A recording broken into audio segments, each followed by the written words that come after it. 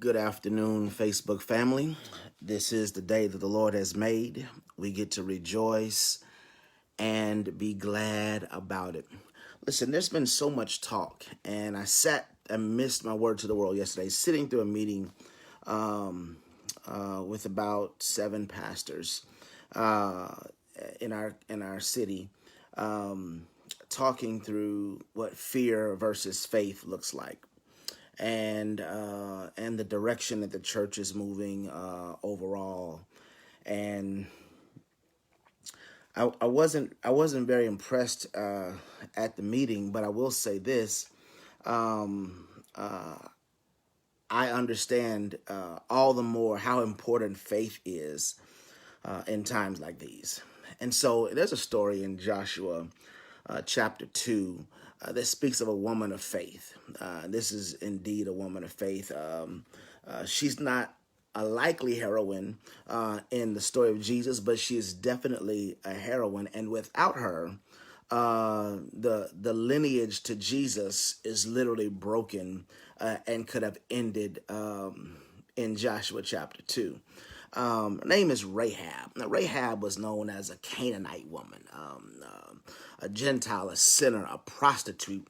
She was referred to as many things that we would not consider to be, we would consider those things to be insults, to be called, or even, your name mentioned alongside those things. But a Canaanite, let me tell you why a Canaanite is an insult, because a Canaanite was an idolater who built temples and erected statues to their gods and goddesses. And Canaan was filled with sexual perversion and sodomy and homosexual rape and bestiality, and sex with animals, all kinds of silly, crazy things is what Canaanite was filled with. But here this woman she is a product of that environment.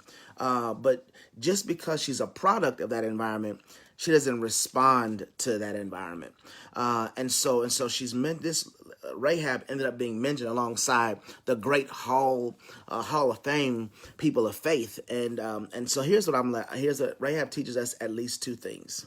One, I'm glad that God gives faith even to the unfaithful, because here's the reality: none of us deserve the faith that we have. None of us deserve all the love and acceptance and favor that we've obtained, but God gives it to us anyhow. God is not a God of unmerited favor. In other words, you can't earn it. So here's the question: why Rahab? Why would God do that for Rahab? Why would God? Why would God spare Rahab? Why would He use Rahab? She comes from she didn't have a very squeaky clean background. Her even the life that she's living now is not one that it seems like honors God. So why would God use her? And I guess we could all ask the question: why would God use any of us? But He used her because she believed the word, even when it wasn't convenient. That's right. She believed, and she received the word even when it wasn't convenient. In that chapter 2 of Joshua, down around verse 10, she began, when Joshua came, and when the spies came, the 10 spies had been sent into the land, 2 of which came back, saying, hey, listen, we see milk and honey. Other 10 were like, we don't know what's going on. They're giants in the land. We shouldn't take it.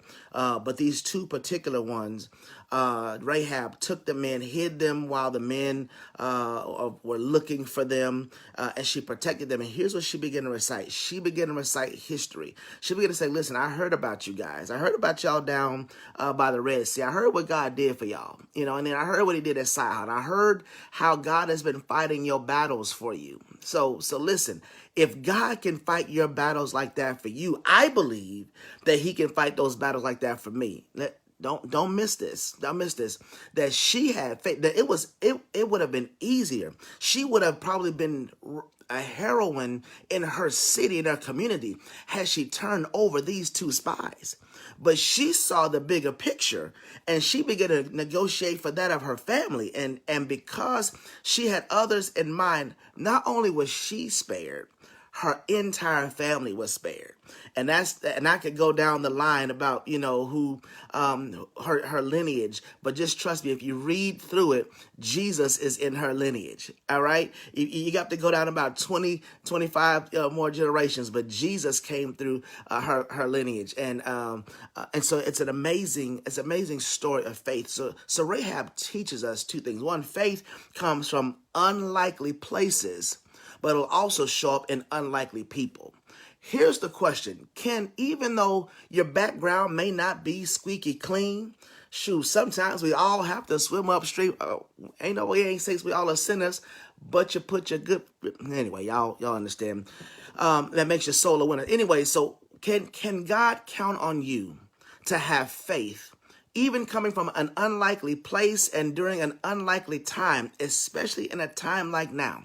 Can God count on you to maintain your faith, to not, and I love this because it's okay to be cautious about what's going on in our environment, because COVID is real. This coronavirus is real, and it really is taking people out. It really is killing people, and we should be cautious, and not just, our faith shouldn't just tell us, hey, I got so much faith in God that I won't ever get corona. No, if you put yourself in the environment, you put yourself, in the place of somebody in the same environment as corona, you can get corona.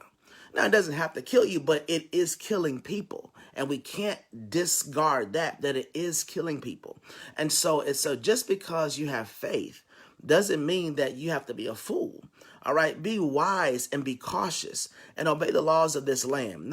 Not because you have to, but because the Bible does talk about how we should obey the laws of the land, but we also should, of course, walk by faith. And what does it mean then to walk by faith in times like these? What does it mean to walk by faith in the face of corona? It means that I am careful and cautious, and I trust that God is going to bring me and this entire world out of all this. My faith has never shaken. My faith is stronger than it's ever been. I believe 100% we're coming out of this. And my point is, and I tell every family, don't come out of this and not be better than you were when you went into it. Man, you have this time now with your family. Get closer to your kids. Have tough conversations with them. Get to know them. I know they get on your nerves because you don't know how to do fifth grade math work and high school. Hang it up, because that's all changed. I don't remember none of that stuff. And I know it's frustrating, but that doesn't mean that you still can't have tough conversations. It doesn't mean that you still can't have some kind of fun. Try to get to know your spouse better during this time. I know that y'all both get on each other's nerves, and I've gotten so many calls and so many times. I know it's frustrating and irritating, and I just want to tell you, I get it, and I'm praying for everybody. People are inboxing that. I get it. I'm praying for all of you. But I also want you to know, don't come out of this empty-handed. Don't come out of this crisis without grabbing something. Let God use this crisis to bring your family closer together. Believe by faith that you will be better as a result of this and not worse, that you will become a lender and not the borrower. Believe that you will be on top and not the bottom. You're more than a conqueror. Let's let our faith lead us and conquer this. We can do this. We got this. Until next time, friends, I'll holler at y'all tomorrow. Peace.